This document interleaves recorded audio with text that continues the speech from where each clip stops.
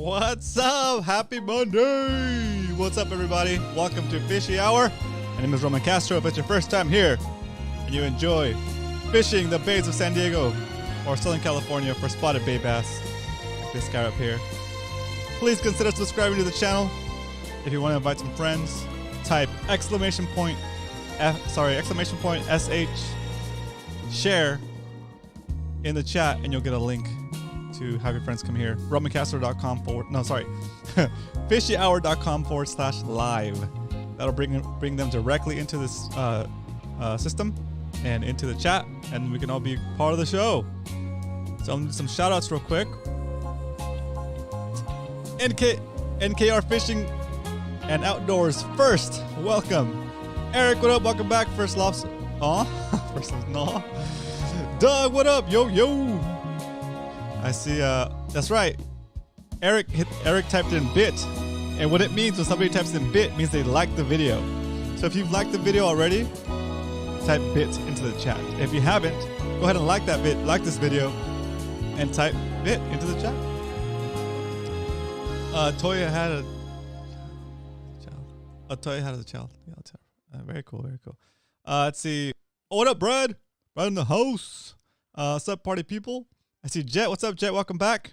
I see Todd. What's up, Todd? Eric. Okay, cool. Let me catch up with the chat.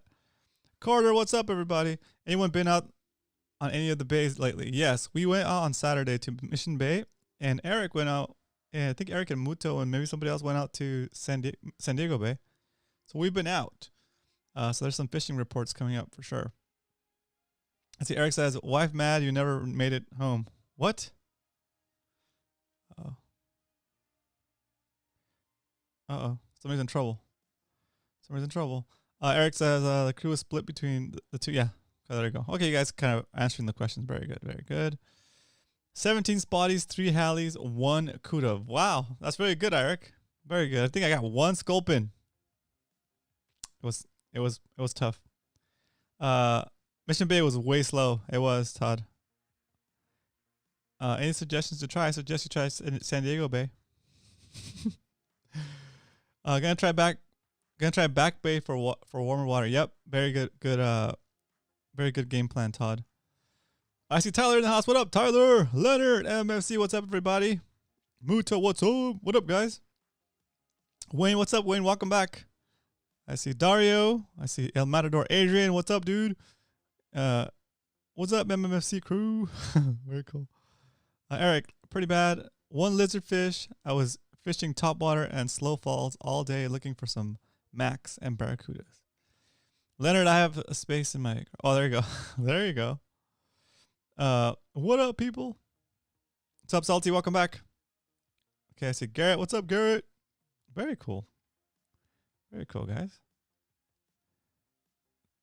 Arnie, what's up? Arnie, are you home? Hope you're feeling better. I had the 2 blowouts on the way. Oh, jeez. Wow, that sucks, Brad.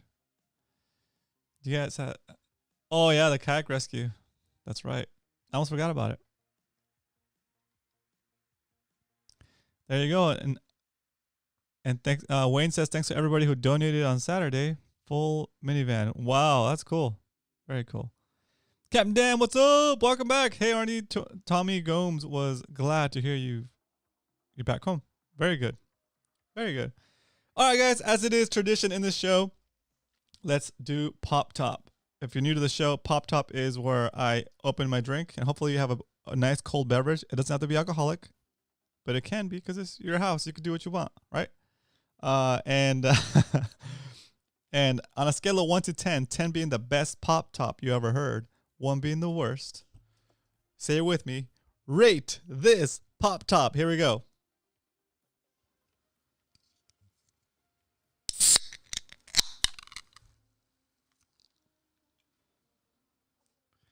Dang, I don't know. That might have been one of my better ones.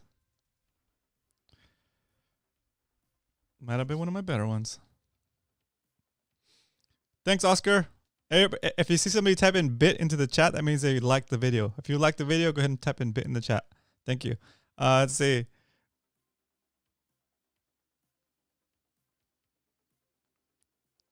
Ooh, Doug give me a 10. Woo. Captain Dan 9.7. Thank you. Garrett a 7. Eric a 9.11. Nice. Yeah, Arnie. Okay, see that. Arnie 9.4. Wayne a 9. Jesse a 9.9. What's up, Jesse? Let's see. Glad you're here. Yeah, glad to hear you're home, Arnie, for sure. That's good. Very good. Are you feeling better? I mean, I know it's a long road to recovery, but I'm glad you're back home. It shows that you're improving. What up, Joe V? It's been a while. Well, actually, I recognize you now, so welcome back. Very cool. Okay. Bruh, I want to still... I want still in the countdown. It's funny. Oh, thanks, Chris. Christopher gave me 9.2 and a 9 from Joey V. Awesome. Very good. Jesse caught a Corona bottle on an umbrella. Yeah, that's so sad. That's super sad. Yeah. Let's see what the music is here. Cool. All right. So, I just popped it, didn't take a drink. So, cheers. Today I'm drinking cherry cola Zevia. Cheers. What are you drinking? Put it in the chat.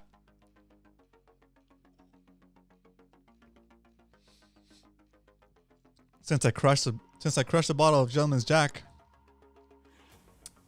I won't be drinking tonight.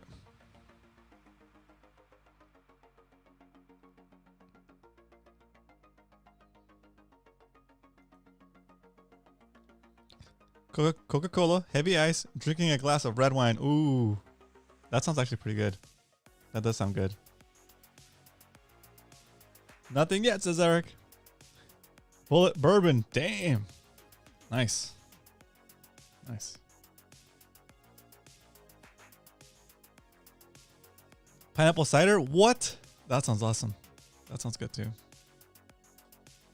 I'm not sure if Coach is available today because I didn't reach out to him. I totally spaced. But if he's available, if Coach, if you're watching and you want to call in to do your segment, call in and let me know. We'll set it up. I'm also gonna send a quick text to Captain Scotty to see if he's available. Okay. I should have done this before the show. I know. Scotty.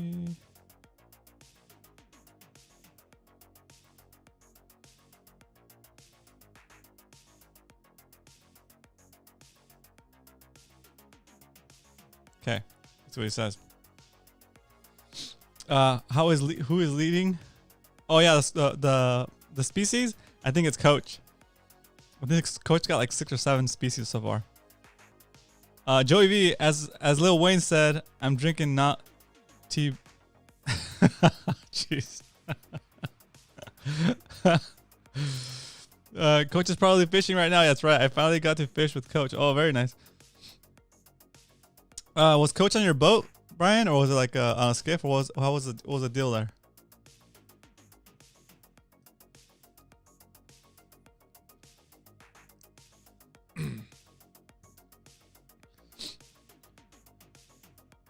Yeah, we're gonna do. Yeah, exactly. We're gonna do actual a species results update, like a current standings and all that stuff on Wednesday with Brian. Okay, that'll give us something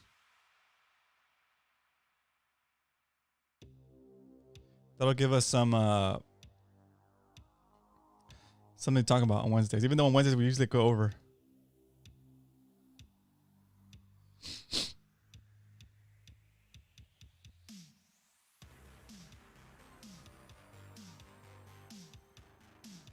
Okay, cool. Cool. All right, so I'm gonna put the number on the screen real quick so I can get it, so I can give it to Scotty because he spaced on it. Let's see. And if you want to call in and talk about your fishing or lack thereof, call in. Okay. It's been a while since I took calls. I think I had some weird people call in and it got weird. But I can go back and edit that stuff out now. So, yeah, call in. First time you get this number. There it is. All right, see the number on the screen right there? If you call that number, you'll be calling into the show. And we can talk about some of the fishing you've been doing or not doing, or if you have any questions about fishing, you can call in and just ask me. Like, isn't that crazy? Isn't technology amazing?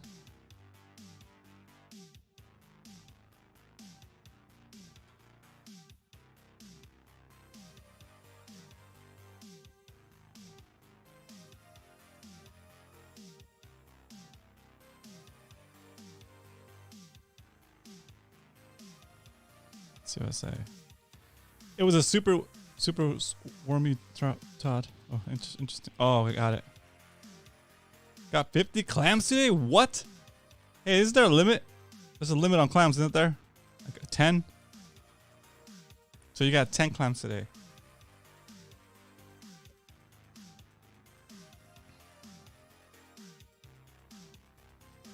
Very, very interesting. Okay, so let's do... oh, there he is. Right on cue. Right on cue. Thank you for calling Fishy Hour. Who's this? I'm just kidding. What up? Hey, can you hear me? Oh, I messed up. Trying to be silly. Hey, Scotty, can you hear me? Hey, Roman. I got you. Let me get my headphones on. All right. I was like, oh, I made like a funny intro, and then like I totally thought I missed it. So it's been a while. Yeah, it's been a while. How's everybody going? Good. Some of the crew caught the COVID. Really? Yeah, not through our gatherings, but just like individually. But so far so good. Everybody's kind of making their way through it, so it's good. There you go. Oh, well, I hope everybody makes it out well, and then that any of their loved ones also. Yeah. Very cool. Yeah, that's why right now I'm definitely limiting as much exposure as I can right now. If I have trips and I gotta work, definitely wearing masks a little more religiously. Yeah. Whereas like when we had like full day offshore trips, it was tough to wear the mask all day. But really that's just an excuse. There's always something I can do to wear more. But so right now, we're really, really tightening down on masks. I'm still not, requiring my guests to wear masks, but I am wearing masks. Because then there's a lot of groups that are really opposed to it. But I wear it. So yeah. But yeah, definitely this time of year, things have really slowed down. Fishing hasn't slowed down, but trips have slowed down. So that's kind of fun right now. Yeah, what's the show been about so far today? So we just got started, but we've been doing some cool stuff. We've been doing like bait fishing mostly, and have our little derbies. So right now, what we're doing as a group, we're doing a multi-species challenge. Okay, and so multi-species challenge. Yeah, anybody's in our group can participate, and you gotta take a picture of whatever fish you catch. And you got to catch it on hook and line. You can do bait or artificials, anything. And what's up, Roy? And also each fish species counts as 1 point. Doesn't matter what it is, as long as it's a fish. Like you can do a shark, a ray, a bat ray, a stingray, whatever it's called. All different species of rays. You can do a mackerel, a sardine, a senorita fish if you could catch one on a hook. But none of this stuff is for keeps. So any new species counts. So very cool. We're doing it for like a couple of weeks, so it's pretty cool. Does it also include freshwater? No, it's only bay fish, like only inshore. Okay, bay species. Only in the bay. Yeah, only in the bay. Yeah, you can't go up past the jetties. So there's a lot of stuff in there. Yeah, for sure. Yeah, that definitely makes it a little bit more fun. Yeah, then just try to like inside. I know. Yeah, inside the bay, you gotta have to dial it in. Mm-hmm. You gotta know, the habits of fish. That's where it gets really interesting. Yep. Very true. Whereas, like, you go outside the harbor, you roll up to a rockfish spot, that fish is gonna be there. You just have to make sure you set up your trips right and have your rigs right. But inside the bay, you really gotta look out for those tides. So right now is a good time to be getting out there with the new moon tides. Oh yeah. Anytime there's a full moon or new moon cycle, so that's 2 times a month. That's really when we're gonna have some good tide swings. So for example, let's see, what was the tides today? There were moon, some right? yellowtail. Yep. Yeah, right now it's the new moon. So yes, last night was the peak of the new moon. So then it was a real good time to go out and see the meteor shower. So that's what my fiance and we went to go look at the meteor shower. But it was also 30% cloud cover yesterday. We did see some meteors though. It was some shooting stars. It was cool. Cool. But that wasn't what it could have been. So we were planning on going all the way up to Palomar Mountain. So cool. One of the high mountains out there. Yeah. And we ended up not going because of the cloud cover. But today is clear skies. It's also still early enough that if anybody listening wants to go out and go look for some meteors, it's not a bad idea. If you don't want to drive super far either, you don't really have to go real far. Yeah, it's really dark. We went to Torrey Pines. Okay. Which direction? Which direction should people be looking in or looking at? Let's see here. I believe it's like east of Orion. I can't remember. If you do a quick Google search, what's it? Geminids radius. That's cool. That's cool. Yeah. So right now it's the Geminids. So basically, one of the comets that goes by. I forget the exact name, but anyways, we're in the field, the orbit field of one of those meteors in orbit, and so then we're going through like the all this debris left from that. So that's where you'll see that. The Earth's orbit is crossing through that meteor orbit, and so then all of these debris we're coming through right now. So in the 45 minutes that my fiance and I were hanging out in Torrey Pines, cool. We were also kind of like up against some structure so that we weren't getting too much wind, so we weren't able to see a real big section of the sky. We were kind of cut off, maybe like 180 degrees of the sky. But in our 45 minutes, we saw 6 shooting stars. That's not bad. So, that's not bad. It was pretty good. That's cool. Yeah. So as the Earth travels through the wake of that meteor, and there's like the little bits of debris that it's hitting, that's what's burning up in the atmosphere, and that's what we're seeing, right? Yep. That's cool. Science. And then that meteor's in orbit, just like how the Earth's in orbit. Yeah. So then every year in December we pass through here. So then there's also other ones, like there's another one in August. So pretty much every year we can see this meteor show, and then cool. They say the December one, the one right now, is the best one. What? And then yesterday was the new moon, so that means that's the darkest time of the month. Yeah. So yep. So obviously you don't want to go out during a full moon.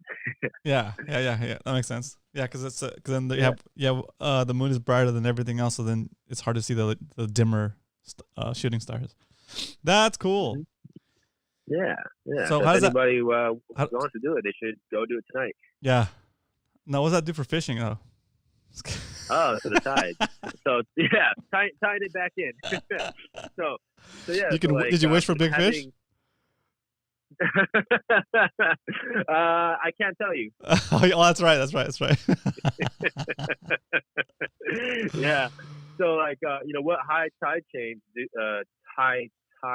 changes do for fishing is it moves the food around, and then generally when the currents are moving strong, or when water is moving strong, the fish will kind of take a back seat to feeding. They'll kind of just wait around, because if things are moving around too much, one, they're going to spend too much energy to swim against these strong currents, and two, the food's not settled anywhere. That food is moving.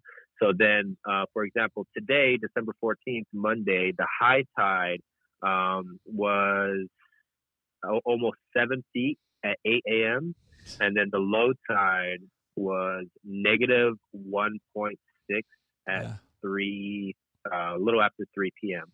So that's a difference of 8.5 feet. Yeah. That's a huge tide swing. So with all that water moving, it's going to move nutrients around. It's going to move food around. So the whole food chain reacts on that. So then the nutrients moving around, then algae and plankton are going to eat the nutrients, and then bait fish are going to eat the plankton, and then game fish are going to eat the bait fish. So when things are moving around really fast, and then as you get to a high tide or a low tide, then the current starts to slow down as the tide starts to switch. So during that slack tide, that's when the food starts to settle. So then generally just a little bit before, and then, as you get into, is right when it's real good. So just before a slack tide is where I really see the activity come up for game fish that I'm chasing after. Yeah. So like, just like anything, if it's too difficult for fish to feed, or, they're going to spend too much energy, and then, nothing's guaranteed for them, just like for us fishermen, it's not guaranteed to catch. For them, fish is not guaranteed for them to eat. So if it's too difficult, or if they're going to spend too much energy, they won't feed. They'll wait until conditions are just right. Will they be able to capitalize? So same thing with us. We got to be ready. We got to be there when the conditions are right. That makes sense. That makes that was like the first time that somebody really put it together as far as that piece. Really, I mean, I probably heard it before, but it just really clicked just now with like the fish is wasting too much energy just to stay in place, like just fighting the surge, basically, like the underwater current, because the current is in the water. So yeah, that makes sense. I mean when it's light current, the fish, the game fish can deal with it, and that works against the bait fish. But when it's like more than that, I guess maybe that's cool. Sorry. Mm-hmm. So then that's when you're watching the tide changes. But say, like, for example, if you're fishing the kelp beds, you do want at least some movement, though. Right. Because then, for example, if it's just absolutely dead, you're not getting any movement at all, then, the same thing, things might be like, settle at the bottom, so then, there are different things about it too. So then when I look at the tides, between the high tide and low tide, I want to see a drastic change in between the tides. But then when, say, like, I'm fishing and there's not that high of a tide change, then I want that water to be moving too.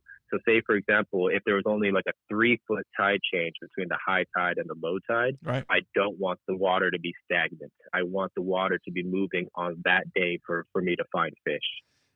So that's good. So I usually fish on the middle 2/3 of a tide swing. But when it's such a big tide swing, it's probably better. You're saying it's probably better to fish on the upper end or the lower end, right?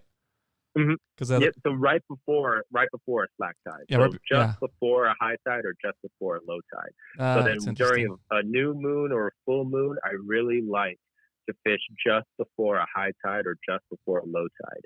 And then say when, other times, so like in the quarters, the quarter moon phases, then you really want to fish like when you see the most current, because then it's pretty slack all throughout the day. So you want to fish at those times where there's a little bit more current, because then it moves the food a bit more. Whereas otherwise, the food might be settled, too much. Food might be settled at the bottom. Nutrients might be settled at the bottom, where they're not going to be able to feed. Because then, for example, like some algae, they need sunlight, so they're going to be up at the surface. Right. So algae, if the nutrients aren't there for the algae, then they're not going to be blooming, and they're not going to be in their faces. So then the bait fish won't be out there eating the algae or the plankton. Yep. So because then algae, plankton, bait fish, game fish. Yeah. So yeah. Circle of life. Yeah. So then if anybody else has something to add to that, if there's anything I missed, I'd definitely be interested to see any of that in the comments, because I know a lot of the guys in the community also are very experienced and know a lot of good information too. Yeah. So hopefully this makes sense to everybody. If anybody has any questions about it, I'd love to divulge more into it. Yeah. Or if there's something I missed or something that may or may not be incorrect, I'm not going to preach that I'm the know all end all. So that's good. Keep an open mind. So I'm gonna do your fact checking too. I'm gonna let you guys. I'm gonna give you guys a minute to post a question for Captain Scotty from Brothers Sport Fishing. While we have him on the line, if you guys have any questions, please post it in the chat while I ask my question. So the time it takes me to ask my question and him to answer it, That's how much time you have to post a question. Okay. Yeah. My question is going to be, so what have you been catching lately? What have I been catching lately? So I haven't been on the water much for about the last week and a half, almost 2 weeks or so. Yep. Let me take a quick look at what my calendar was. What I've been working on is, the last time I was on the water was the 5th. So just about a week and a half ago. Oh, nice. So, what's pretty fun is that we've been seeing flurries of yellowtail along the coastline pretty much every week, but it's kind of a right place, right time sort of deal. On that day, on the 5th, we actually did see yellowtail. Unfortunately, though, I wasn't able to get my group on them as well. They were casting the yo-yo iron setup. Because I always do, like, when I know that there's yellowtail around, I always do a little tutorial right at the beginning, like, okay, these are the yo-yo jigs. What you're going to do is you're just going to drop it down when I tell you to, hit bottom and crank up about 20 cranks, and then stop, and then drop it back down, hit bottom, and crank up again. And if you get bit, reel into it, continue to reel into it to set the hook. And then once that fish is peeling off drag, because then, I make sure that, I have the drag set correctly so that it will set the hook. Because if you have your drag too light, then you won't be able, that jig, won't be able to set into the fish. The fish might pull off drag when it's really light, and then they might even just be able to just, once you let off the pressure, that'll just fall, the hook will just fall out because it didn't set. There go the so barb, make sure your drags are set tight. And so let's see here. What was that other trip? So that I did have a trip where we were lucky enough that the customers got a fish on their own. That was on November 28th. So on November 28th, I hooked 2 yellowtail on the surface iron for them, and then let them fight it in. But then I did, do them a tutorial on the yo-yo, and then the one guy with the Washington hat, he hooked that yo-yo one all by himself. Nice. He grabbed the rod, he dropped it down, hit bottom, and then crank, and he was on. And he fought it in all by himself, didn't pass off the rod, nothing. Damn. So that was real exciting. That was our third fish of that day. But on December 5th, we did see yellowtail. And then unfortunately, the 2 yo-yo reels got backlashed too bad that I couldn't fix it. And then I did get one bump on the surface iron, so I casted it into a spot of fish. I was reeling it in. But what I did as a mistake was I pulled the rod. I yanked the rod to set the hook before I really got a good set in it. And so then what that did is it just pulled the jig out of the fish, where what I should have done was just hold the rod steady and crank into it, give it at least a good 3 to 5 cranks to set the hook in it before pulling the rod to put a bend in the rod. So what I did, unfortunately, is maybe there might have been slack in the line, and I pulled the rod and it came out, but that was our only chance that day. And then we even put out the rapalas afterwards. So I saw some little boils here and there. It wasn't like a spot of fish. It wasn't a school of yellowtail. We put out the rapalas, but unfortunately we did not get them. So then we went off and just got rockfish after that. And then that was the trip. So that was on the 5th. Now, as of, let's see here, look at that calendar. So as of today is Monday. As of yesterday, the 13th. I got reports of some local guys here in my network that were on the yellowtail again. Yeah. So then, so, that's, the 28th, that was 3 weeks ago. The 5th, that was, two weekends ago. Yesterday was yesterday. So we're seeing a lot of yellowtail out here. A lot of activity, it's definitely a right place, right time type deal. And then the other struggle there is going to be boat pressure, because then when a spot of fish comes up, say if even 3 boats are chasing a spot of fish, the boats are all going to cram into it and bum rush it. And then a lot of times, the yellowtail, unlike tuna, if there's a big spot of tuna coming up and foaming, and then a boat bum rushes in on it super fast, that whole school will go away. Yeah, yellowtail are different. That when you see yellowtail boiling along the coastline, you can run up on them real fast. They'll continue to boil. They'll continue to eat.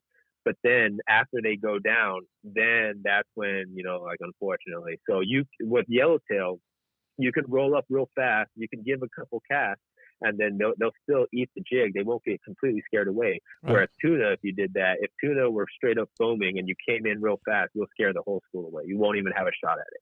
Yellowtail, you can do that. You can come up real fast. But the issue is that if you come up real fast on them, you might have only a couple opportunities. So you might only have a 15-minute section, a session of where you're going to see that fish come up.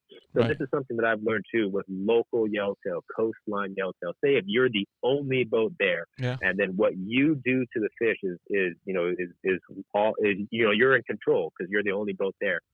Pull up on these fish slow, and you might have an hour-long session, 2 hours, 3 hours, where this fish continues to come up.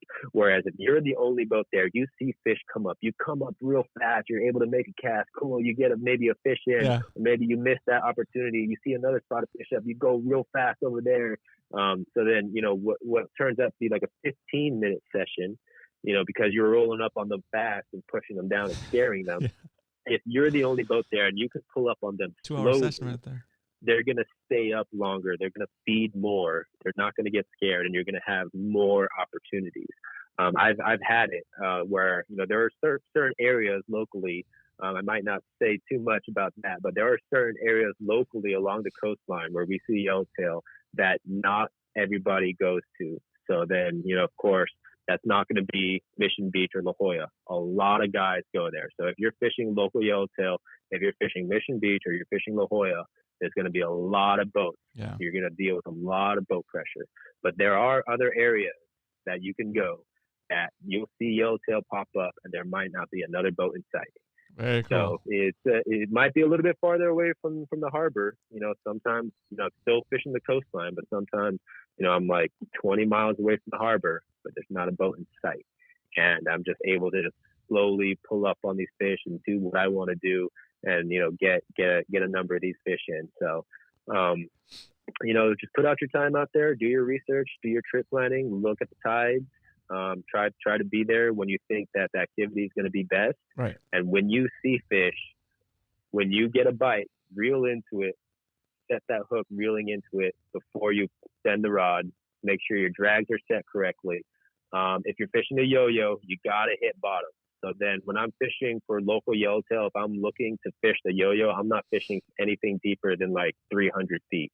So then generally I like it like around 150 or shallower, but I have caught yo-yo yellows in as deep as say like 250. Wow. But really like, 180 is like the deepest I'd want to look. So about 30 fathoms or so is like the deepest I'd want to look. For if I'm going to be like watching the sonar and dropping a yo-yo. But, up on the surface, I've seen yellowtail come up as deep as 250. So but yeah, so if you're fishing a yo-yo, drop it down, hit bottom, crank up, and then you don't have to crank all the way back to the boat. Just give it a good number of cranks. I normally tell my guys just give it about roughly 20 cranks and then drop it back down to bottom and give it a shot again. Cool. And then have your surface iron. If you see fish come up to them slowly if you can. If other boats are bum rushing it, then honestly that fish is going to get pushed down. You got to get up in there. So if there's other boat pressure, yeah, if the fish are coming up, if the yellowtail are coming up, they're boiling on bait, and there's other boats bum rushing it in, you got to get in there and you got to get a good cast, and hopefully you get it. But if there's not other boats, or if there's other boats around but they don't see the fish, take your time, get in there right, and then the fish will stay up longer. Very cool. Hey, so I got some questions that came through. So let's see. Where was that one? There it is. So Jesse's asking, does deep sea bottom fishing slow down as the water temp drops? No, but they might move to a different structure. So then for bottom fishing, so I'm just going to group it into like rockfish. Yeah. So like say like rockfish, lingcod, sheephead even. When the water temps change, they just move because their food source will move. So like, for example, in like the late spring, summer, early fall months, we do not see sheephead in deeper water. They're always in shallower water. So then if you know any good shallow spots or you like to fish the kelp beds, fishing shrimp or mussels, or even like strips of squid in like shallower water will be good for sheephead during like the late spring, summer, and fall months.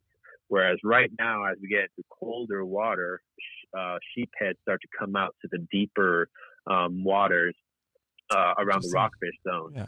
So for my half-day trips that we're going out rock fishing, I like to fish, some of these deeper rock structures. That's where we'll get better rock fishing, more volume, and also, more quality fish, more reds and more of the even bigger reds. Yeah. And then in these zones during the cold water months, we get sheephead.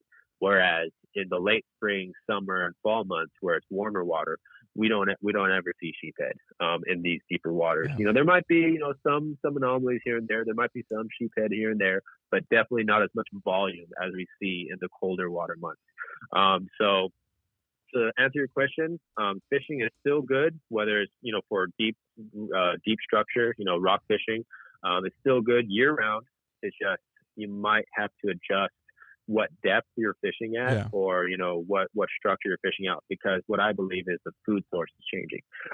So right now, what is also another exciting thing is that squid is in the region. So then I don't know how many of these guys, how long you guys have been fishing locally, but then like 2000, I don't know, what's it, maybe 11 through 14, 15-ish, that kind of thing.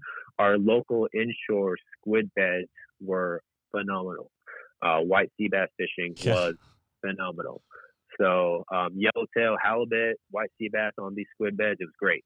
But then, what that means is the water's getting colder. So, you're already seeing the difference. I don't know if you guys go on the 976 tuna or, San Diego fishing reports.com, but you can see like the annual totals from the fish reports from the landings.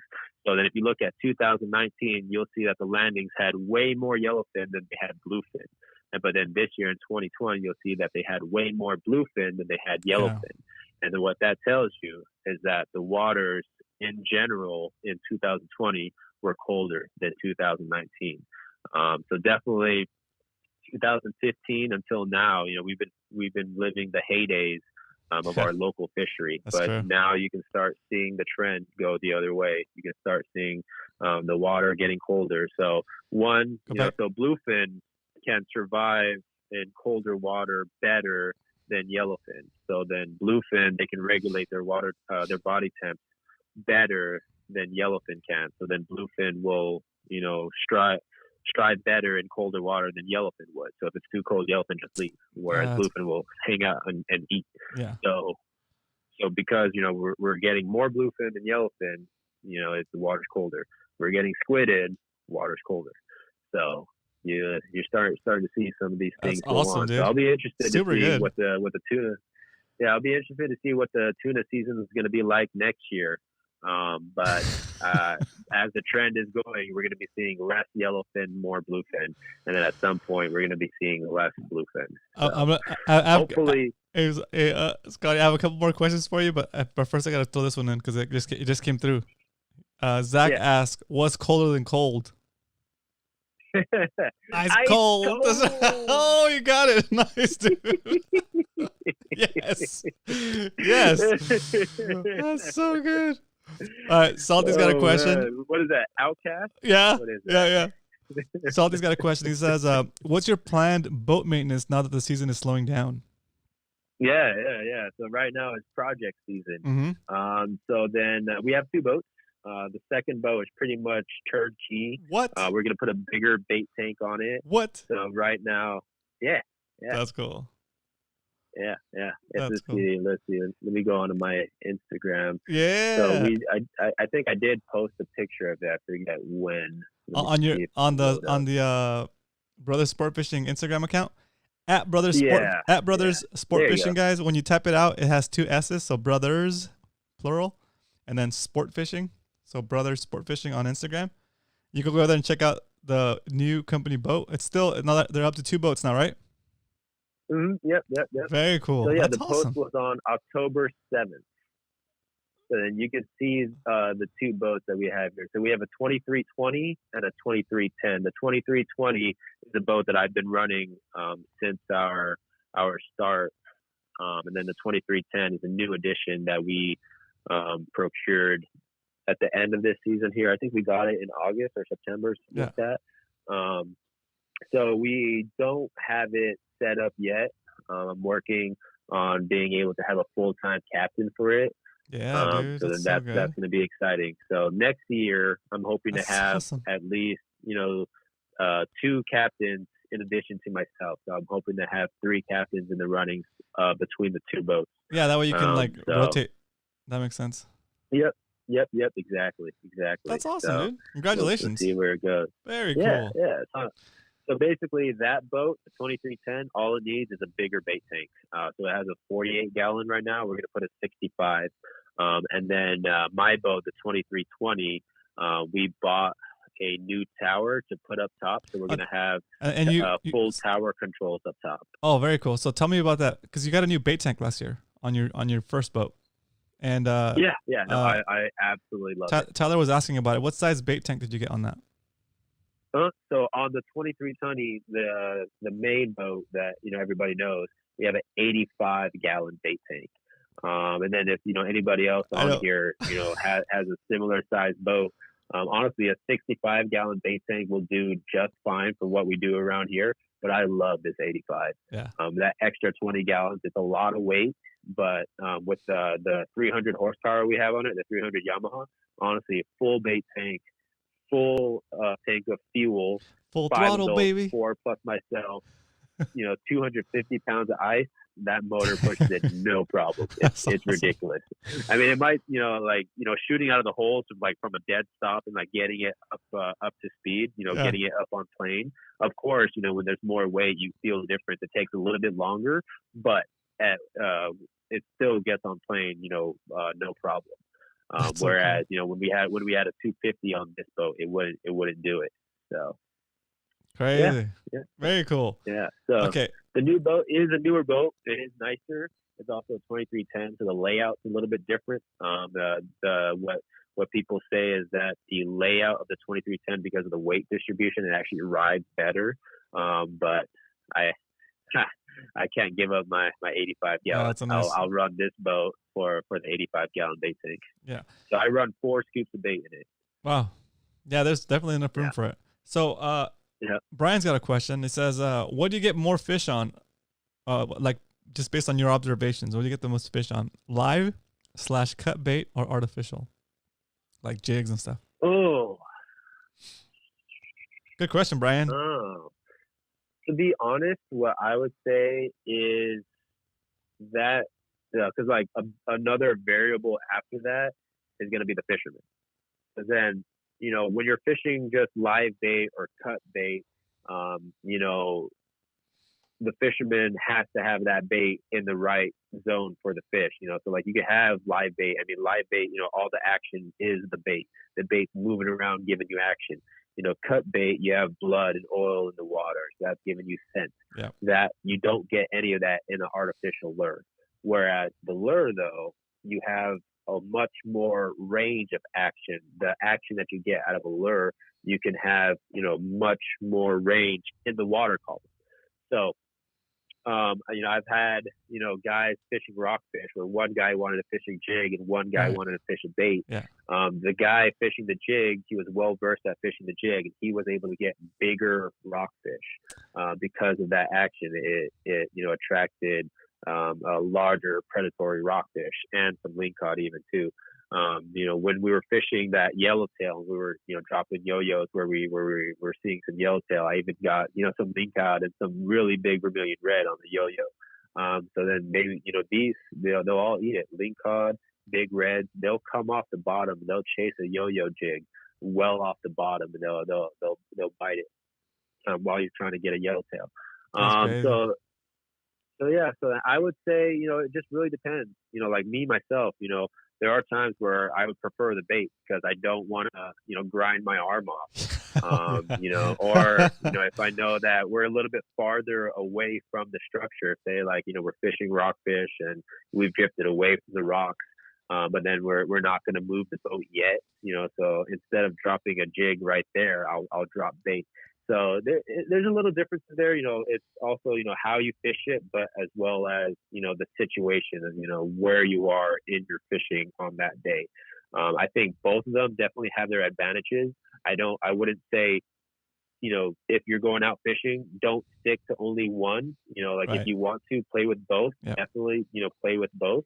Because then when you're out there on your trip, there are going to be instances where I would say, bait is going to be the way to go right now. Or I'd say, jig is going to be the way to go right now. Yeah. But, so. Depends on the report, basically. To answer the question, I would say, be prepared with both. Yeah. And then depending on what you see in the conditions on where you're at, choose one or the other. And then after that, after you've chosen which one you're going to fish, know how to fish that method effectively. Very cool. Dude, that's awesome. I think that's all the questions we got. Dude, that was awesome. I appreciate you taking the time to call in and share your knowledge with us, man. Congratulations on the second boat and on the good business. This is awesome, dude. If there's anything we can do for you, and then next year, I'm saying it here before I forget it, we have to plan out a buddy boat session. And once this COVID thing clears up, hopefully, and the fishing gets good, maybe you can lead our you can lead our what do you call it when there's a bunch of boats together, our fleet. Yeah. I mean, I think it'd be awesome. So basically what we would do is, of course, everybody should have a VHF radio, and then we choose a VHF radio to all talk on. There are a couple channels that a lot of local guys don't use as much. Yep. So then we can have, a channel that, there still might be other guys listening on that channel, but for more or less, that we'll be able to have a channel that would just be us. That'd be so awesome. And then, when we get out there, we would all kind of like spread out and see what we see, and then whoever sees some fish will be able to call the other person in. Like grid it out, ahead of time. Yeah. That is so true, dude. And then as long as everybody knows like what to do after that too, like we'd also have to talk ahead of time and be like, hey, if someone finds fish, don't go rushing in real quick. Just come in slow, come in down. Yeah. Come in. We'll do a whole. I think when the time comes, we'll do like a little another interview like this, and then it's just kind of turn into an interview, right? We'll do another call like this, and we'll talk about what's the expected behavior when we're out there as I guess a fishing team, dude, right? That'd be cool. Yeah. A fishing fleet. No, I think it'd be awesome. That'd be cool. Awesome. Yeah, so that's something to look forward to. Cool. But other than that, how you been? Everything's good? What I would do too is on that day, that when we choose a day like that, I wouldn't want to have a charter group. I'd want to take other guys from this call-in community, from the Roman Castro Live community. I'd want to take guys from this group out on my boat, and then other guys have boats will be in the fleet. Yeah, that's what I think would be really cool too. Yeah, that way it's like we don't have to cater to like a customer. So it would be like we could just take our time and have fun. That'd be cool. Yeah. Very cool. Awesome. Well, cool. Right on. Sorry to take your. No, that's perfect. That's perfect. We needed to catch up anyways. We need to see what you were up to, and also you also happen to give us great information, so everybody wins. It's a win-win. Yeah, it's been a while. I know. Hope everything is good with you though. Yeah, everything's good. We're getting married at the end of this month. Woo! Finally. I mean, doing the courthouse thing. Right. Yeah, because for those of you guys that don't know, they had plans to do it, but the COVID hit, and then everybody's plans kind of evaporated. So everything had to be moved, right? Yeah. Cool. Yep. So congratulations for that on that too. Yeah. Thank you. Thank you, Roman. Cool. Thank you all. Awesome. All right. Well, once again, thanks for calling in, guys. If you're interested in setting up a charter with Captain Scotty over at Brothers Sport Fishing, go ahead up brothersportfishing.com.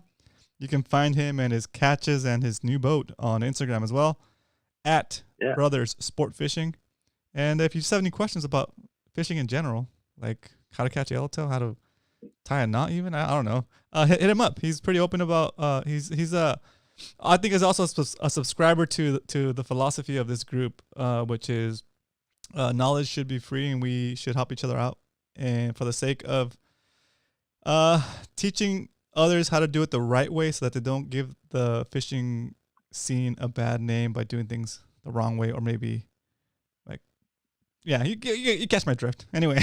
Yeah, I'm with everything you said there, Roman. 100%. Awesome. Exactly. Yeah, I mean, there's so much fish out there. Why not help people learn how to do it well? And then also, there's etiquette to it. There's some unwritten rules about it, and then the more that people know about this, the proper ways to go about fishing among other boats, fishing with other people, or what fish they should keep or maybe let go, or what kind of methods and all that. The more we can help all of our communities, our whole community will be better. So very cool. I'm all with that. Awesome. Cool. Well, awesome, Scotty. Thanks for calling us. Thanks for calling in. We'll talk to you soon. Yeah. Thanks, Roman. All right. And thanks everybody for listening. Sweet. All right. Good night. All right. Have a good night, everybody. Very cool. So, easy there, phone. Easy. Sorry, guys. Sorry. The phone stopped the music while the call came through. When the call ended, it just went crazy. It's like, I'm back in. We're going to have Coach call in and give us a surface temperature report. Get some more local intel. And Coach, we're going to do it briefly because I don't want to go over too much into the 8:00 hour.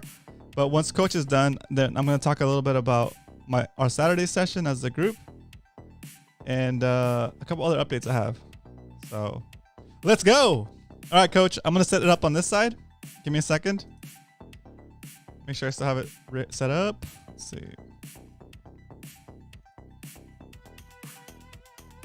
Okay. All right, I see you, Coach. Oh, what up, Coach? Can you hear me? Okay, let's see. Can you say check 1 2? Check 1 2. Yes, there he is. The man, the myth, the legend. Okay, let me let me bring you in. Let's see. Let's see. Oh, yeah, transition. Here we go. That swipe effect. Boom. Okay. We can see your screen. And is it okay to show that? Is it okay? Oh. That's fine. Ladies and gentlemen. Actually, we're going to be going full screen because I need to help these guys a little bit. Boom. Ladies and gentlemen, here we go. If you're doing the multi-species challenge and you have any questions, you have got to put your questions in the chat right now, because we might even extend this a little bit longer, because if coach is game, then I'm game. All right, so you might have to you want me to go full screen on I you? have visual aids today. Let's blow through this and then we'll get to my spiel. Okay, got it. So back to okay, we're on your screen, on the tide charts, looks like. All right, so Scotty mentioned we had a tremendous tide today. It's even bigger than the people lead you to believe. I have 7.1, a low of negative 1.6. That's nearly a 9-foot tide. Very cool. I actually went and took a look at some water tonight. I haven't fished in a while. I went with fellow MMFC member Bacon, Chris P. Bacon. Anyway, we went and took a look at the water. It was full of salad along the cliffs. I just kind of took a glimpse at sunset, kind of looked at some different areas, decided not to fish it. So I turned it into kind of a tutorial for him. Oh, there you go. So he and I, even though conditions weren't really good for what I wanted to do, we turned it into a net positive, kind of just looking at some different stuff and talking about how tide related to how it was laying on certain spots. So that was pretty cool. Very cool. We've got some sharking tides coming up. I did put a thing in the MMFC. I saw it for the outings. Yeah. The outings page. Yep. Did anybody take you up on it? On the outings page.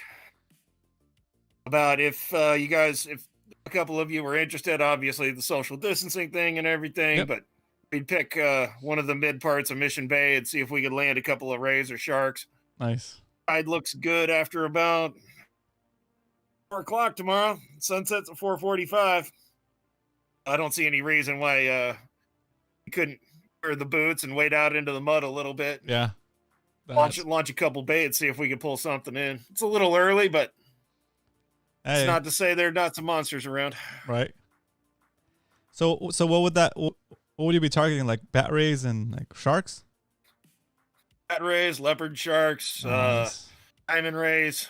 Oh yeah. There's probably some pelagic rays around, but it is early. It is early for the big rays to be out, but those mid-size 10 to 50 pounders should be floating around in mid-bay. So we were diving around Mission Bay about 4 or 5 weeks ago, and there were some huge bat rays in there already.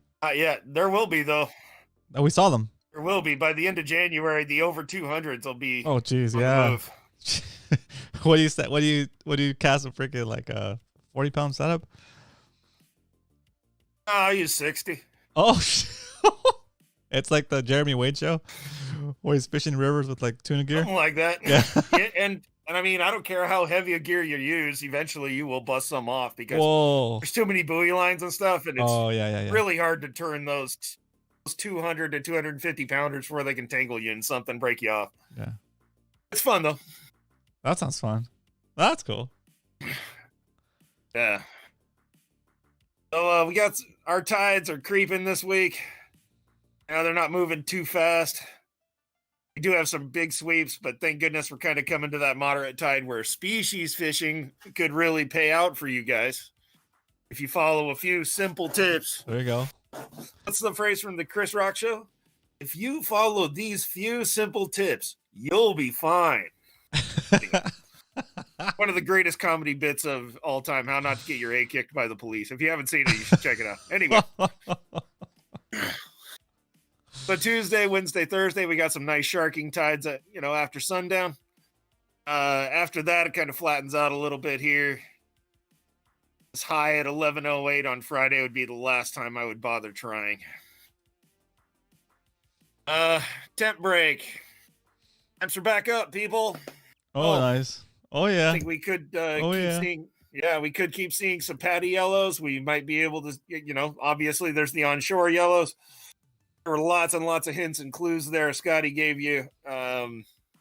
Anyways, I saw some birds dipping today at sundown. Dang.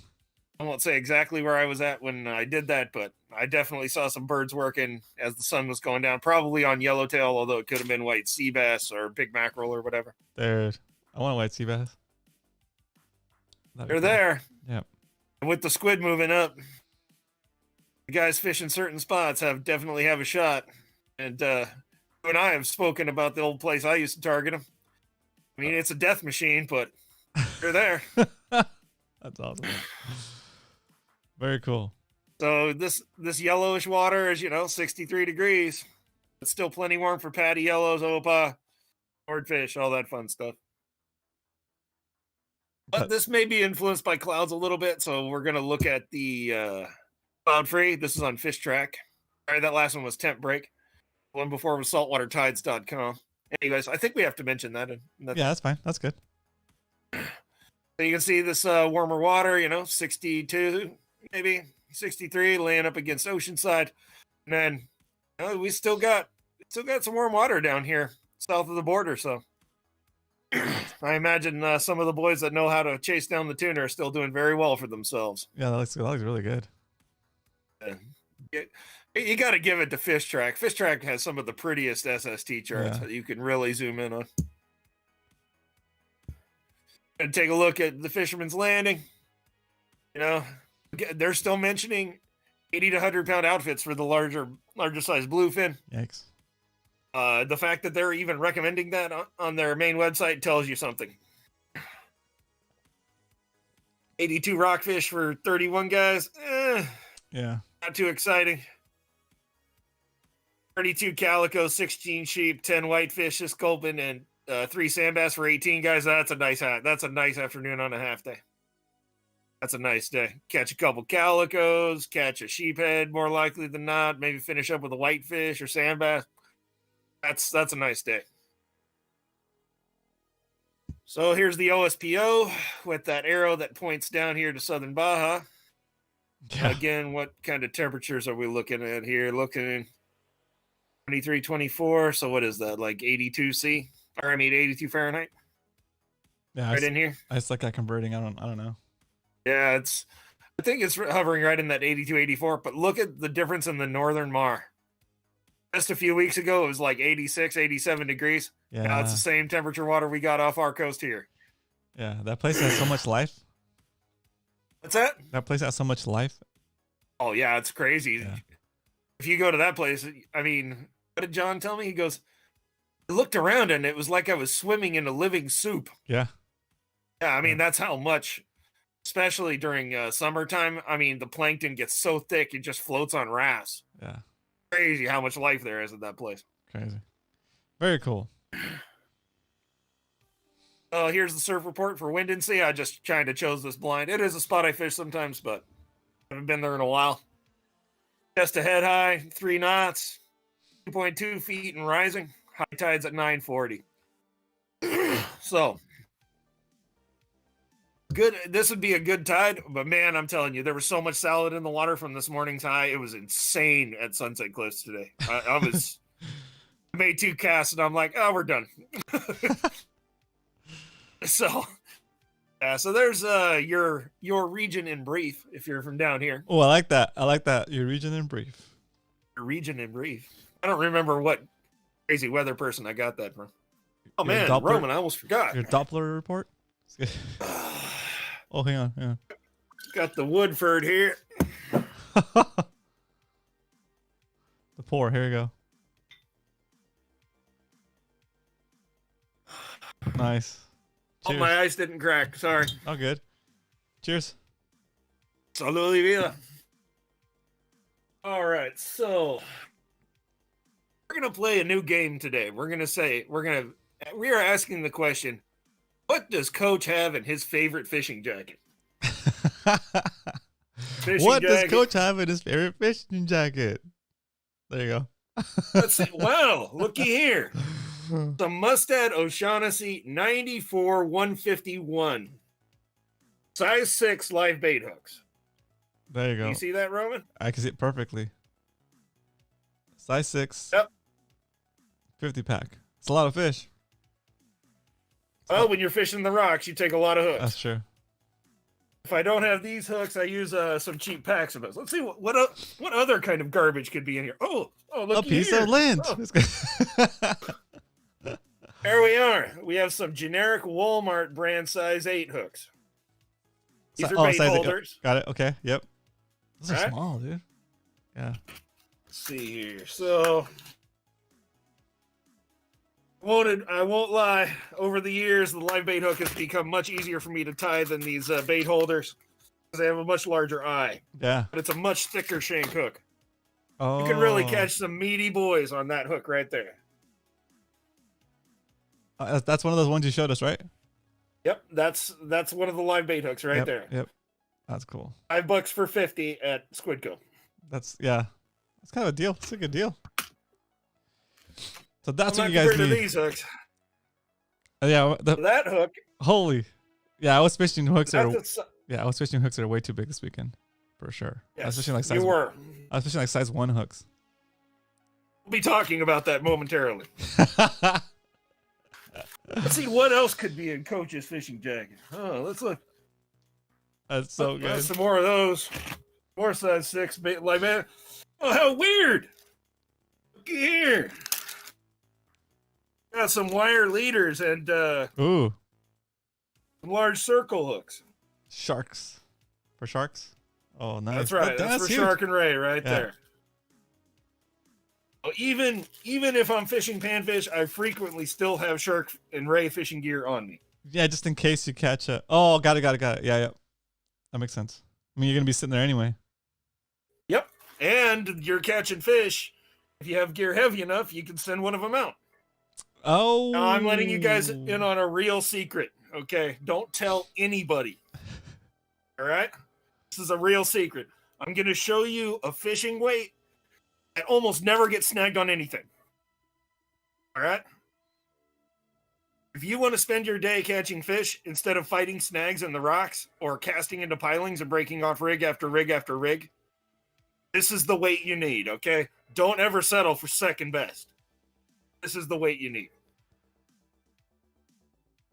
Boom. What size is that? Like a 5-inch? I don't know. It's about a 3-inch. 3-inch nail. That's it right there. When I'm fishing light gear in rocks, if I don't want to fight the rocks all day, I just tie my line around the head of the nail. What kind of knot are you using? I'll just use a spline knot or whatever. It doesn't matter. Cool. This is sacrificial. You can get this out of any fire pit in Mission Bay. You can get it out of any pallet. You can pull them out of your local foam pole. There's a lot of ways to get these. And that's that'll rust. If it does get snagged, it rusts away, right? Don't dare say biodegradable because somebody might say it's not biodegradable. Yeah. It's environmentally friendly. Yeah, it'll decompose. Let me see. Oh, okay. I think we're through on that pocket. What's in Coach's other pocket? An old soggy shrimp, says Salty. Okay, I got my little filming tripod. Oh, a pay stub. Oh, let's see here. What else is in here? Oh, hey, look. Got a little handheld light. Oh, nice. Yep. It's not the item I'm looking for. I know it's here somewhere. I never go anywhere without this thing. See you later, Arnie. Here we are. Thanks for jumping on. Also, Kevin, thanks for jumping on. And Wayne, too. I thought. There you go. A measuring tape.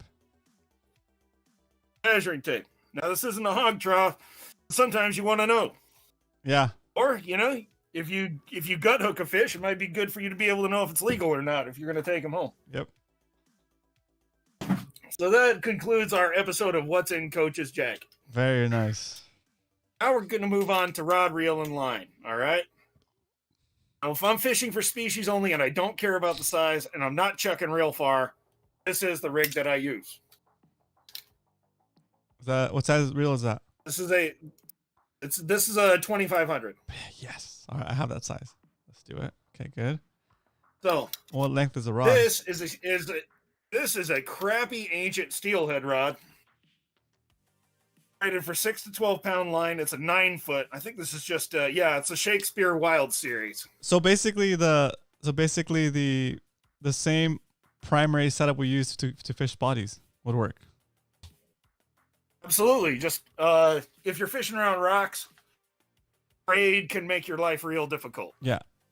Okay. Because the minute it touches a rock, it inevitably finds its way under a limpet or whatever. The limpet clamps down on your line, and then you have a damaged spot in your line, and that's where your line's going to break every time. Yeah. Okay. So same setup, but maybe do it mono? Yeah, do it with mono. Do like a spider hitch. It's one of the strongest loop knots you can use. Yeah. There are other options if you like other rigging choices. But anybody who's fished with me basically has seen the spider hitch in action, and it's undeniable that it is very capable of landing bigger fish on thinner diameter line than you would think possible. Very cool. For sure. Very cool. So for anybody that's seen my video where I caught that 21-inch sand bass, it was like 20 and a half, 21, 22 inches, somewhere in there. Off of Sunset Cliffs. Well, actually, one of the beaches next to Sunset Cliffs. For anybody that's seen that video, I did that on 10-pound test with a size 6 hook. There you go. A 21-inch sand bass. Nice. So it is totally possible to catch big fish this way. It's not necessarily all 3 inchers. I'd feel really confident on that setup up there. A fish of maybe 3 to 4 pounds with no problem. Very cool. Very cool. Awesome. So, can you stay on? Can you stay on for a little bit while I talk about this weekend, and then you tell me what I'm doing wrong, or what you would have done differently? Actually, talk to him for a minute, and I'll be back. Okay, cool. There's something else that I should probably show you too. All right, go for it. I'm switching back. So let me go into the other garage. Into have an the item or two, and then I'll bring it back over here so that. All right, cool. I'm gonna leave the call up. I'll see you when you come back. And I'll switch it over when you get back. Be back in just a minute or two. All right, cool. Awesome. All right, guys. So, sorry we're going past the 8 o'clock hour, but hey, you're at home anyways. You don't got anything else to do. Let's hang out and learn about catching these multi-species. So, real quick, on Saturday, it was for our group. It was a very slow day. we went to Mission Bay, tried to catch some spotties, tried to catch basically anything. I was prepared to fish. I brought hot dogs. I was trying to fish with hot dogs. I had a double dropper loop with I think size 1 hooks, and I was tipping them with hot dog. And then I had a drop shot. I had a dropper loop above my normal Ned rig, and I put hot dog on my Ned rig, and I also put hot dog on a hook in that dropper loop. So I was fishing like 2 setups, and I fished the whole day. I didn't get anything. I didn't get a nibble. Nobody wanted to eat the hot dog, and then out of desperation, I was kind of near one of the floating docks, and I noticed all the mussels right there. And I was like, well, how hard is it to take one of these mussels? So I kind of grabbed one and took it off the dock. I was like, okay, that's cool. That's easy enough. I kind of pulled a couple, and I smashed them on my deck, and pulled out the mussel, and I put it on a hook on the lighter setup, and I casted it into the water, and sure enough, like, it starts to get nibbled right away. And I was like, man, I wasted the whole day fishing this dang hot dog when I could have been doing this the whole time. So that was like a hard lesson for me to learn. It took most of the day for me to get desperate enough to try something different. So once I knew that was going to work, I went back to that dock and I pulled a bunch of mussels off of there. And I think the limit is 5 pounds or 10 pounds, Coach. We'll ask him when he gets back. But I was well within my limit. And so I smashed a couple more, and I changed all the baits on all the hooks, and on a couple of them I actually still left a piece of hot dog on there too. So I put the lines back in the water, and everything got eaten off the hook. All the mussel got eaten off the hook, and the hot dog was still on the hook. So even after even with the mussel next to the hot dog, the fish only ate the mussel and left the hot dog on the hook. So that confirmed it for me that the hot dog didn't work. So anyway, my one fish I did catch was a sculpin. It's a pretty beefy sculpin for, I guess, being in the bay, which is weird. It wasn't any kind of structure that I know of. It was just like in the middle of the bay. But it ate the mussel, and I brought it up, and that was my one fish that I did, the no skunk fish. And that's my one fish so far into the multi-species challenge. So that said, the lesson I learned is hot dogs don't work as bait very well. And lesson number 2 is the hooks I was fishing are just hooks that I had in my box. I didn't bust out the smaller hooks. I thought they would be too small. But seeing how coach is set up, I think I need to downsize my hook a lot, and then go out there and try again. So I'm excited to go back and try it again. So that's 10 pound line. I was fishing 10 pound fluorocarbon on my small setup, and a 30 pound fluoro on my heavy setup, because I was hoping for like a bigger fish, like a halibut or something, or like a ray. But anyway, what ended up happening is I think something bit me so hard on the lighter setup, and it took me into the dock, and I couldn't get it out. And I just wish it would have gotten bit on the heavier setup, because that would have been a nice fish. All right, Coach, I'm ready. Are you ready? I'm ready. Here we go. Let's see here. I'll try to show this to you. All I've got is a crappy crow book. So basically, you just make a little loop. Get the head of your nail in there.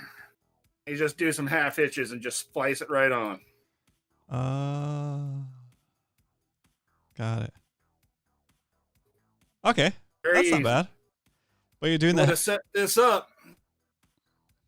Your bait, when this nail's laying flat, is a couple inches off bottom. Okay. Yeah. How much line do you have between the? There's my loop. Wow, that's a long one. There's my loop. Yep. There's my weight. You can make a shorter loop, but it needs to be closer to your weight. Yeah. Right? Yep. You want this when it's laying on bottom. You want that hook just above, right in the fish's face. If that makes any sense to you at all. It makes perfect sense. Yeah, that makes sense. There you go, guys. That's gonna pump up. Coach, I know it's a competition, so I appreciate you sharing this knowledge with us. That's gonna put everybody in the winning. It's only a competition if there's people to compete against me. Oh, just be clear. Dang! Shots fired. Well, Shots fired. If any of you are sitting on your hind ends wondering about things, could you do me a favor and join up so that it doesn't feel like I'm out there fishing alone? Oh, yeah, there you really go. Very funny.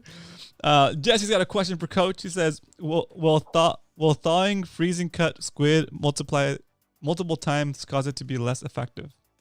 Well, that's a good question. Yes, it will make it less effective. Pressure is always better if possible. Okay. Pressure is better. I tell people, don't buy squid at the bait shop. Don't buy squid at your tackle store. Don't go buy the frozen crap that's been in the Walmart freezer for 4 months. It does not work as good as fresh bait, period, in my opinion. I mean, there's lots of people that say stuff, whatever you want. But my opinion, it does not work. Yeah. Okay, I'm sorry, it doesn't. Fresh mussel, live ghost shrimp, live bait of any kind, bait that was swimming around 10 minutes ago. Now, if you catch a surf perch or something that you don't need, or you hook it bad and it's bleeding, guys, if you hook bleeding fish and they're illegal to harvest them. It's okay. Yeah. You can use them for bait. You can use them in your garden for fertilizer. You can fry them up and eat them. There you go. There's no fish in our water that you can't eat if you're of a mind to do so. And some of them taste really good. Even the ones with bad reputation. Sorry. I just switched over to the wrong screen. My bad, guys. There we go. Oh. This is a mistake I see people do all the time. They have a hook like this, and they hook on like the whole shrimp. Okay? You're asking for a roving pack of rock wrasse to make your life hell if you do something like this. Don't do that. You want just enough bait to cover the bend of the hook with a little tiny bit to spare. When you're using these little hooks, one of these shrimp can be 10 or 12 baits easily. Oh, there you go. You see that, Roman? Yep, perfectly. Okay. So I don't want any excuses about why you guys are coming back empty-handed. All right? Tough love. I don't. I like it. I like it. Salty said, I knew he had shrimp in that jacket. I use shrimp out of convenience. Yeah, I don't think it's the best bait. I think the best bait's probably live ghost shrimp. Probably. Oh, that's a good one too. I'll use little pieces up too. Yeah. I think clam is an excellent secondary bait. I mean, it's right in there with ghost shrimp in terms of effectiveness. Mussel is pretty close too, and mussel's easy to get. Any of you guys with a kayak, and I mean, even most shore guys, you can trespass onto a dock for a couple of minutes to grab a couple of mussels. No one's going to say anything. Yeah, like what? Clean your dock. Yeah, I mean, you're keeping their dock cleaner than it would be already. I mean, but and particularly for you guys in kayaks, you guys have access to all the private docks. You can just go up to the end of one of these docks that you're throwing on anyways. You can pull off 8 or 10 mussels the size of your fist. Use that little rubbery part along the lip as bait. Yeah. It's the toughest part of the mussel. It's the part that stays on the hook best. It does. You can throw the rest of the mussel in the water where you're fishing as chum. Yep. Win-win. Yep. Very cool. Well, I don't know about you guys, but I'm feeling motivated. Go ahead. What I also saw our MMFC doing that I think is not going to be very effective. When I tell you guys to fish the pilings, you got to land that bait within inches.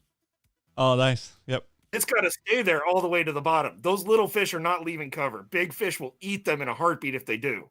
Interesting. A lot of times, if you're off by 10 inches, 12 inches, you're not going to get bit at all. It's got to be in there tight where they can still hide and eat your bait. Oh, yeah, that makes sense. Very true. 5-inch opali is food for everything in the whole bay. There's nothing that won't eat a 4 or 5-inch opali that's big enough.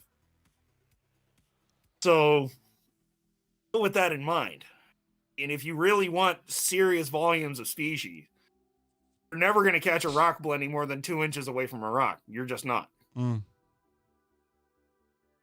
So, I tell you to fish in between the pilings. I'm talking about on the pilings. If you're off by 20 inches, you might as well be whipping it out into a full headwind because aren't going to leave the safety and security of that piling to come out and get it. That's interesting. I dig it. Very cool. What kind of questions do we have, Roman? They said, El Matador Adrian says, it's only a competition if it's a competition. That should be on a shirt. I love it. It'll be coming up soon. Coming up shortly. Asian markets are good for fresh squid, says All Nighter Hider. Let's see. So when you're picking your bait, use the stuff that we sell for human food. It's by far the freshest. Hyder says we also need an MMFC shrimp pocket tee.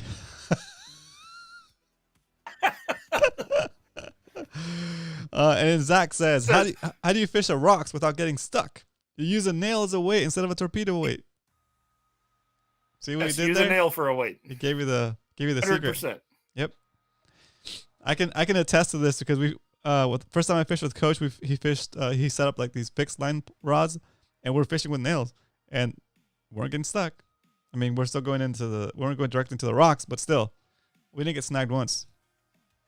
Yeah. I mean, it's weird. I don't know how I found it or why or whatever. I guess I was desperate one day for a weight. I'm like, well, there's got to be something in the fire pit I can use. First thing I pulled out was a nail. I have never looked back. So go from losing 10, 12, 20 weights in a session. Yeah. To losing none. Yeah. Oh. It's that dramatic of a thing. It's super weird. They should make a lead weight shaped in the shape of a nail. You know what, though? I think that lead would still get stuck more often, even with the shape. Yeah. I think that the rocks bite into the lead and hold it, and then it gets stuck even harder. That's a steel just kind of bounces off. Yeah, that's a really good observation, I think. True. Very true. Cool. All right, guys. So if there's no more questions for Coach, I'm going to let him go and wrap up the show because it's getting late. Going once. Going twice. Sold. All right, Coach. Thanks again for jumping on here, and I appreciate you putting in the FaceTime and blessing these guys with some awesome knowledge and some advice, because I think a lot of us were a little bit lost as how to fish for all these species. So I'm glad you kind of took the time to help us, and I'm actually feeling extra motivated to go try again. Like I feel like okay, I'm not going in as blind as I was before. I have the stuff. I just didn't take the time to rig it up. And everybody says, thanks, Coach. Thanks, Coach. The way Coach... My pleasure. The way Coach thinks fishing is like people fish back in my home island. It works, says Dario. Very cool. All right. I'd say so. I'm pretty primitive. No, I like it. I dig it. All right, Coach. Anything else you want to share before we sign off? If anyone's got any further questions, you can hit me up on the MMFC Discord. Hit me up on SD Fish. You can hit up my YouTube. I'm Werf TV. If I can help you, I will. I don't believe in holding knowledge so that I can win something. I think that's cheesy, corny, lousy, etc. So you're welcome to hit me up if you got ideas or if you're just really still lost and don't know what to do. Work those pilings, find those smaller rocks, find those areas where big clumps of mussels have fallen off the docks. If you work those, you'll get bit. Your new sign off is going to be, and remember, it's only a competition when it's a competition. It's only a competition if someone bothers to compete. Yeah, oh, there you go. True. Yes. All right, Coach. Thanks again. No problem. Take it easy, Roman. Right. Yeah, have a good one. Peace. That's so good. You rock, Coach. Thanks again. Very awesome. All right, guys. Just so let's wrap up the show. Updates. So Wednesday. So tomorrow I'll be doing a show here on Twitch. It's romancastro.com/Twitch. Here is URL. romancastro.com/Twitch. And it's pretty much the same show, similar structure. We're hanging out, asking questions, talking about fishing. It's a good time. And then Wednesday we have bait fishing with Roman and Brian, where we will talk about the current standings in the multi-species challenge. And Brian usually has a lot of cool stuff to choose from, so we'll figure it out. It's gonna be an entertaining show. I hope you guys will join us. That's gonna be back here on YouTube. If you want to share this with anybody that is interested in learning about fishing with you, tell them to go to fishyhour.com/live. Let's see. So I just want to make sure. I shared it already. I just want to make sure I shared the whole hot dog scenario, where hot dog wasn't a really effective bait in the bay. So I'm really kind of psyched and pumped to go try again now that I have this a little bit of a inside scoop as far as how to really fish for like all these random species. My hook was definitely too big. I was fishing the wrong bait, and I have a whole bunch of nails in my garage that I'm probably never going to use, but now I have a use for them. So I need to spool up another reel with maybe 10 or 12 pound mono and go back out there and try to smack these multi-species. So I think that's it. And Thursday, guys, we're going to have none other than Mr. David Baker, the mullet champion of the world. And we're going to talk about fishing. We're going to talk about freshwater fishing because he freshwater fishes on a kayak. And we're also going to talk about we're going to talk about the mullet days and the whole era and X Games probably because I saw him there. I think he does like video TV production. So definitely a cool guest, an interesting guest to have on the show. So he agreed to be on the show, and he'll be here on Thursday. So we have a legit interview on Thursday, guys. It'll be fun. And again, you guys know how I like to do my interviews. It's very interactive. So if you have any questions for Mr. David, Baker Lounge, David, if you have any questions for him, start coming up with them, and we'll talk about them. If you have any funny comments, it's gonna be a hoot. He missed the live show of the mullet championships of the world, but he rewatched it and he got a real kick out of it. So that was fun. Cool. So that's what's up. That's what we're doing. Let's see. Is that it? I think so. All right, let's pop this thing up. All right, guys. Thanks so much for joining us here at Fishy Hour. It was my pleasure to be your host and to entertain you for an hour and a half or so. Please come back tomorrow. We'll be on Twitch, and come back on Thursday and Wednesday and Friday for trivia night. It's going to be awesome and fun. I think it was fun last time. Okay, so I'll talk to you guys tomorrow. So thanks again for showing up, Todd. Thanks again for calling in, Coach. Scotty, thanks for calling in. Mr. Doug. I see Jesse, Dario, Zach, Leonard, Salty, Cal, hope you're feeling better.